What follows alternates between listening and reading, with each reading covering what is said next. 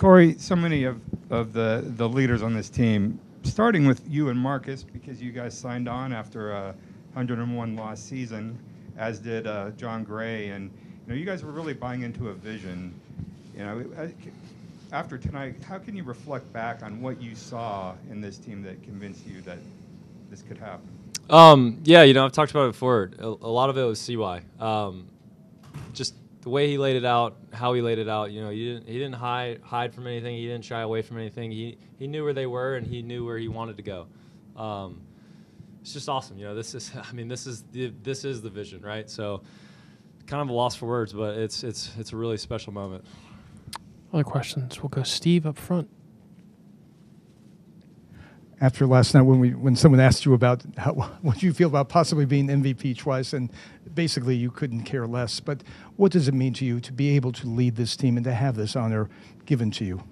Yeah, it's truly is incredible. But it's not just me, man. What this team did and how we competed and all the guys in there rallying, we don't really have one leader. That whole clubhouse is a leadership.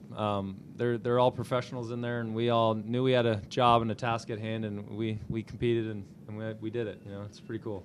A little bit further back on your right, Tyler. Corey, congratulations. I know you're always got to focus on the task at hand, but when you signed on with the Rangers for a long time, how aware are you of the history of the franchise, the decades and decades without a championship? Is that something that is a daily sort of part of being a Ranger?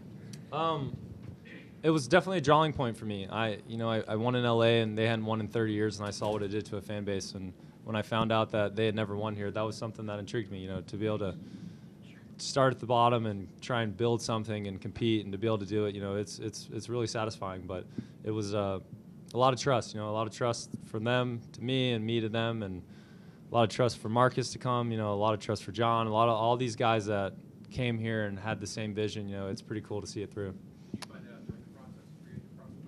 Found out what? Actually, after I had the meeting with them. But yeah, it was before I signed. Go to the fourth row in the middle, Chelsea. Are these numbers that you put up in the postseason, and particularly this World Series, what you expect of yourself at this time of year, or did you exceed even what you thought you could do? Yeah,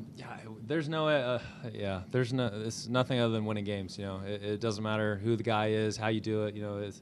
When it comes down to the World Series, it's about winning 4 games, and that's what we did. Go to Ron up front, Corey. When you find yourself with names next to Koufax, Gibson, Reggie, you find that hard to believe? Yeah, I don't think you can ever fathom that. So it's a pretty special group to be a part of. You seem to pride yourself on work hard, be there every day, be old style, don't flip bats, don't show emotion. Is that in your mindset to just be that type of player? Yeah, that's the what you want to be, right? You want to go out there and compete, and that's it. It doesn't have to be flashy. It doesn't mean you're not trying. So it's just kind of how I've always played, I guess. Anything else for Corey? We'll go to Barry right here.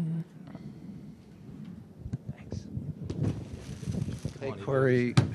Beautiful self up here. Hey, Corey, I'm just going to ask you the question that I get texted most, especially this whole series. Why did the Dodgers let you go? I don't know. Other questions? We'll go to Evan. You don't have an answer? Corey, where's the first MVP trophy positioned, and do you now have to rearrange? Do you know what you're going to do with the second one, just in the house? Yeah, I guess we'll figure that out later. One